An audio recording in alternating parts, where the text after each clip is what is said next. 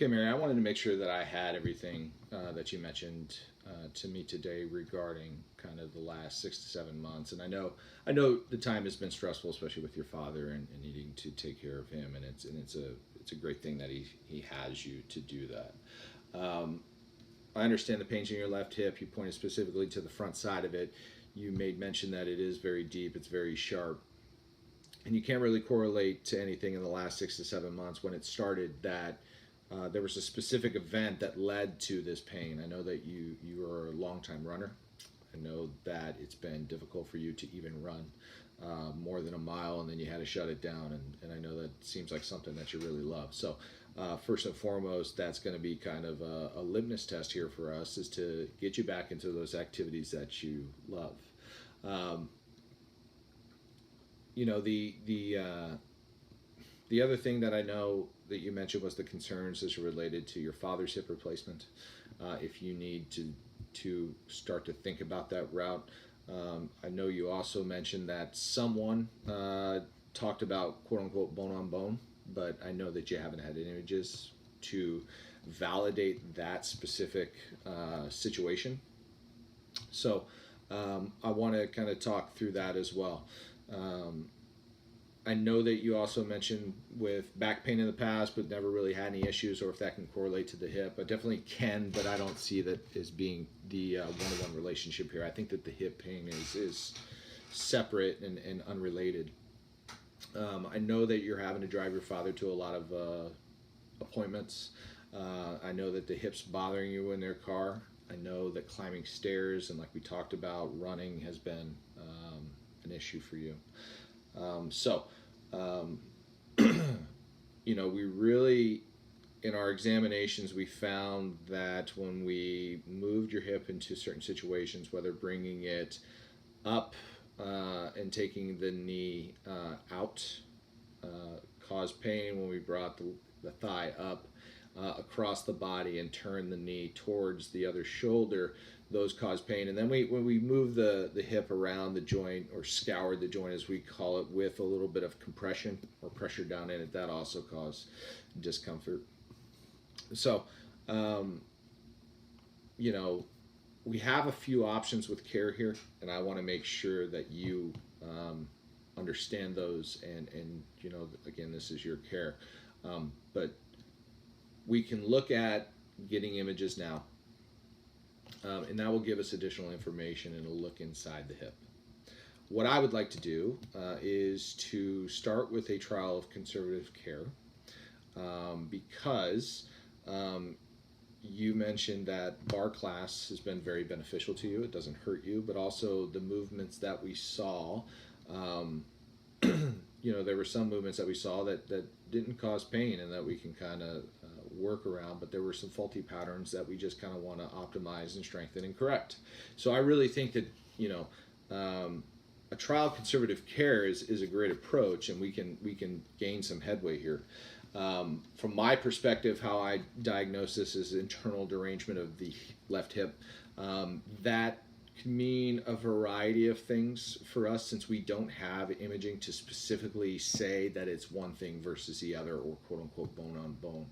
I don't want to worry about that yet, because with what we do here, I feel like we can get you functioning better and give you the tools in order to progress and empower your own care as we continue along. So the big thing that we talked about, those patterns from from sitting to standing, climbing stairs, when you hinged at the hips, when you raised your legs straight, or when you were on your back and then we asked you to lift your hips up off the floor, which is what we call glute bridge. Those didn't cause any pain. Again, that's where I feel very confident and very optimistic as it relates to your care.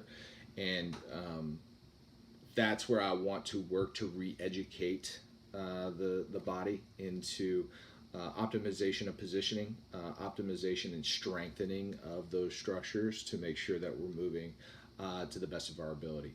Again, like I said, if this doesn't progress in about a 4 to 6 week period, so long as we stay on top of our exercises, so long as we stay on top of what we need to do day in and day out, Then we can look at the option of getting more images, specifically an MRI, to take a look at the hip, and then we can go from there.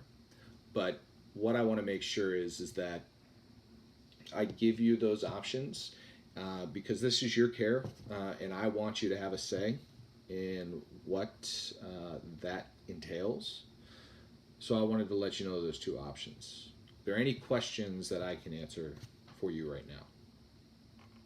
Okay, good. So, again, I understand the stressfulness of the times, and especially with your father's condition. Again, so I understand. But, while trying to take care of him, and not having an opportunity to care for yourself as well can be a challenge. So, I know the job isn't the best. I know you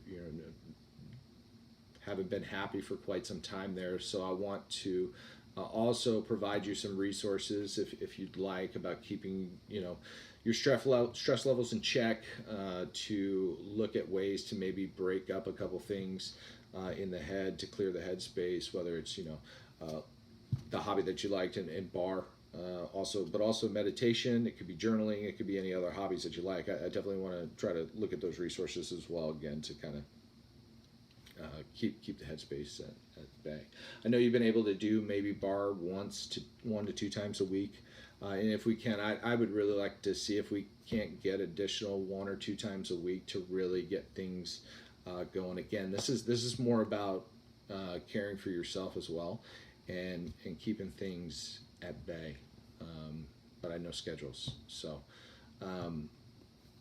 The other thing that I want to talk about is the sleep, right? Because if we're not getting enough sleep, things tend to snowball on us. So if we're limited in sleep, then we're waking up, we're sleep deprived, we're a little irritable, we're stressed. So I really want to see how that looks, and recommending getting at least an 8-hour worth of uninterrupted sleep every single night. So when we talk about those certain positions, finding yourself throughout the day, whether it's being in the office chair, I know that you mentioned really when you're driving your father to appointments or driving him around town, that's really where it's bothered. So I really want to take a look at the ergonomical setup of those to see if we can't optimize them further. But also with the prolonged period, I want to try to limit that of sitting. So no more than 45 minutes. I want you to get up, take a quick walk around, and then get back to work. And then also with the car, hopefully those car rides aren't too long, but when they are, let's get up, let's get a good walk, let's do a couple things when we can, to kind of keep things moving. I want to let you know that what we do here is that, and I think we talked about this, we're reassuring our patients that we're going to work on this together too. We're going to re-educate them on what they need to do and provide the tools of what they need to be able to self-manage a little bit, so you're not so reliant on us. I really don't want you to feel like you're going to need to come in here for the rest of your life to do things or get treatments or anything like that. No, it's the exact opposite. I want to get you in a place where you feel confident with yourself that you can take care of certain things, and then if we have a little bit of a relapse, then we can look at it and talk from there. But the most important thing is that I'm going to be giving you the tools to progress on your own and to continue to care for yourself, but also for others like your father in the weeks to come. How does that sound? Do you have any questions or any concerns right now that I can address? Okay, great. I'm going to recommend start of some exercise with you, and what we're doing is twofold. One, some of this is going to be about relaxation as much as this is exercise, but we're really going to work on your breathing, because that's kind of the foundation of everything. We really want to create a stable core, as people call it, but we do want to stabilize the trunk in order to create mobility. So we're going to be working on that. And then we're going to be focused on developing stability in and around that hip, or both hips. So that's our key here. So I'm going to give you those examples. I'm going to show you those examples right after this, and we're gonna get going and take it from there. Okay. Okay, great. Okay, Mary. So what we're going to do first is what we call 3-month diaphragmatic breathing. So we are going to be on our backs on the floor. We're going to have our knees bent so our feet are flat against the floor. We're going to put a hand on the chest here. We're going to put a hand on the chest below the belly button here. We want to make sure that our entire back is in contact with the floor. Okay? The objective here is we breathe in through our nose and out through an open mouth forcefully, that this hand on our chest does not rise, does not move. The only hand that moves is the one on the belly. So here,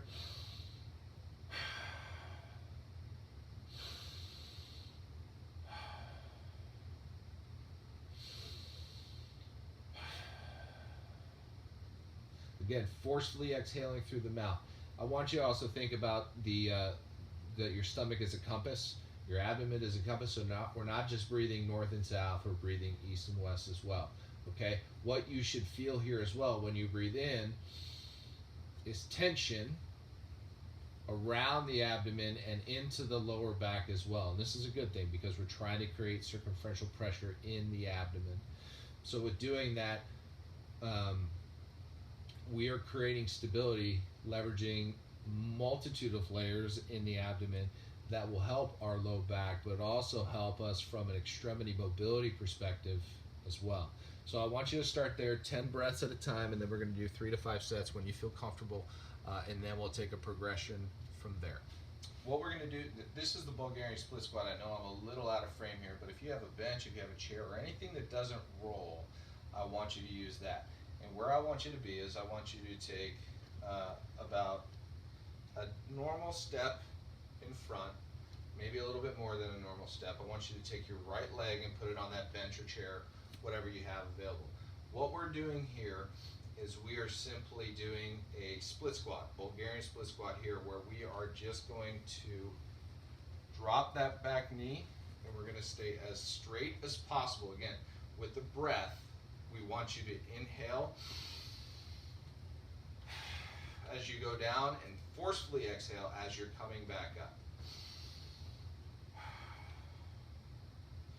And then we would do 5 of those to start. I want to start at a very low perspective. I want you to do it barefoot if we can, because I want you to focus on gripping the floor here as well as we take ourselves through those motions. Okay, so our next exercise is what we call banded sumo walks. If you don't have one of these, let me know. I'll either get you one or you could just get it readily off Amazon. And then we could do it the first time together, so I can help coach you there. The placement of this band is really, really important. So if you see my foot here, we want this band right there, okay? We want it around each foot very precisely.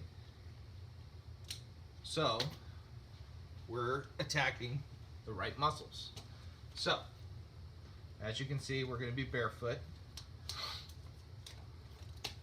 We got the band specifically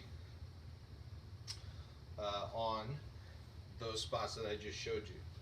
So as you can see, we are going to hinge at the hips. So I want you to act like somebody has karate chopped you here in the hips. I want a good bend in the knees here. Okay, so karate chop down here. I want you to pay attention to how wide my stance is, but then I also want you to know how far I am stepping. So we're going to take 10 steps this way, and then we're going to take 10 steps back that way, okay? So here, it's a very short, choppy step. That's as far as we're stepping. And then we would come back. I want you to keep this as wide as possible. Our steps no more than an inch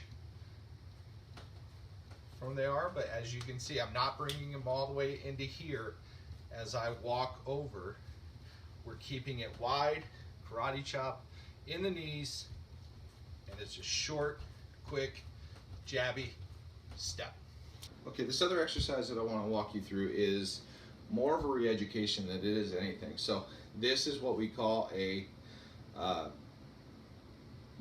this is a broomstick. You can use whatever you have, a curtain rod, whatever it might be. But what we're going to be doing is doing hip hinging with a dowel as our cueing apparatus to know that we are making contacts in the right place and we're doing it properly.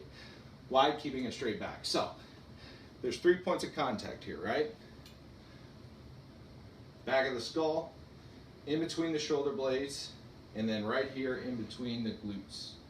Okay, so what we're doing here is we're going to take a shoulder width stance, little bit of bend in the knees, and again, we talked about that karate chop at the hip layer. We are just working on hinging those hips. So as we go ahead and hinge back, we're taking an inhale, an exhale as we go straight up. Again, this is reintroducing or re-educating ourselves on how to hinge properly at the hips while keeping a neutral back and in creating our inner abdominal pressure to allow us to create stability. What I want you to do with that is I want you to do that every single day. I want you to do it about 20 times until we feel comfortable, and then we'll continue to progress with those exercises. But that's more of a foundational side of thing and re-education